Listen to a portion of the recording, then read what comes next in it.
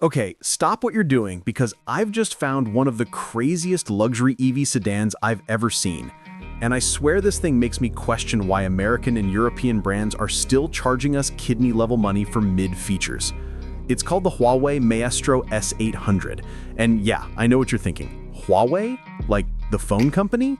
But listen, this monster is being hyped as a straight-up Maybach killer. And the price? Reportedly under 100 grand for the base model. I'm telling you right now, by the end of this video, you're either going to be jealous, confused, or both. If you love insane car tech as much as I do, hit that subscribe button because today's deep dive is going to get wild. So let's start with the look, the presence. The Maestro S800 looks like what would happen if a Maybach and Bentley had a super tech Chinese baby. It's massive, over 5.4 meters long and 2 meters wide, which already puts it in presidential convoy territory. Up front, it hits you with this upright, elegant grille that somehow manages to be bold without being tacky. The headlights are legit a piece of art. 2 horizontal LED bars with vertical streaks that look like constellations. The whole thing glows like a futuristic luxury flagship cruising out of a sci-fi movie. Even the hood has these clean, stretched lines that make the front look long, powerful, and expensive. Slide over to the side, and the silhouette is ridiculous. Long, stretched, smooth. The wheels? You get multiple designs. Sunshine, moonlight, starlight. All 3 look like they belong on a concept car at an auto show. The doors have flush handles, the windows are huge and executive looking, and the entire body just screams premium. Like if I saw this pulling up next to me at a stoplight, I'd assume some billionaire tech CEO is inside yelling at his assistant about stock prices. And then you get to the back. Clean, elegant, classy. The taillights continue that cosmic theme with constellation-style lighting. The entire rear end feels polished and premium, with no ugly exhaust pipes sticking out since it's electric or EREV. Honestly, this whole thing has the road presence of a Maybach S-Class, but with a more futuristic twist. It feels like something Germany wishes it built. But let me take you inside because that's where my jaw actually hit the floor. When you open the door, the first thing you see is a 3-screen panoramic dashboard. Driver screen, center screen, passenger screen, plus a massive head-up display. The side mirrors? Not even mirrors, they're cameras. Full digital side vision, like something out of Cyberpunk. And the materials? Bro, we're talking first-layer calf leather, hand-polished real wood, and crystal accents. Not shiny plastic pretending to be crystal, actual crystal details. The rear is where things get stupid luxurious, especially if you get the 4-seat layout.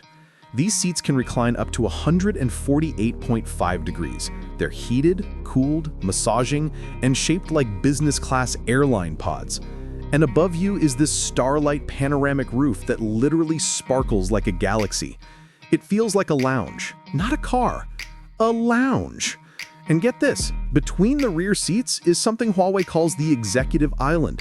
This thing has a UV sterilizing fridge, a fingerprint secured safe, a fold-out aviation-style tray, and temperature-controlled cup holders. Like, why does a cup holder need more tech than my refrigerator? The audio system is another level too. 43 speakers with nearly 3,000 watts of output. Some speakers are inside the headrests. The car basically turns itself into a concert hall. If you play Drake in this thing, it'll feel like he's sitting on the passenger seat asking you about your feelings. Tech-wise, Huawei flexes hard. It has its own ultra-advanced vehicle network, satellite communication so you literally never lose signal, and some of the best active suspension I've seen.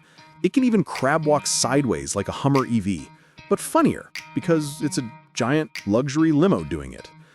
Now, on the practical side, yeah, it's huge, but you can get it in 4-seat or 5-seat versions. With the 5-seater, it's actually usable for families.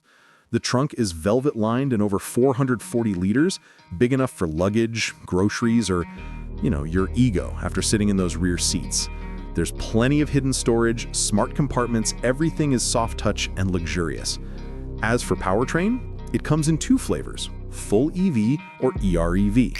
The EV version, with tri-motors, pushes over 850 horsepower. Yes, 850. The EREV version uses a 1.5-liter generator to charge the battery, giving you insane combined range over 1,100 kilometers depending on spec. The charging speed is ridiculous too, 10% to 80% in around 10 minutes. 10 minutes! That's faster than my friends arguing over who's paying for lunch. Safety-wise, Huawei didn't mess around. The body structure uses ultra-high strength steel with crazy torsional rigidity, multiple safety layers around the battery, and a system that prepares the cabin automatically when it senses a crash coming. Tightens the seat belts, adjusts the body, closes windows. The car basically goes brace yourself, king. And the sensor suite includes LiDAR, radar, cameras, full 360 degrees awareness like a rolling surveillance drone. All right, price time. And I'm telling you now, this part really stings if you live in the US. The base version? Around $98,000. The fully loaded Ultra model? Around $141K. For something competing with, and in some ways exceeding, a Maybach S-Class that can easily go over $200K. It's like walking into a dealership expecting to buy a Toyota and someone hands you a Bentley for less money. So here's the real question. Would you take the Maestro S800 over something like a Mercedes Maybach S-Class or a high-end BMW 7 Series?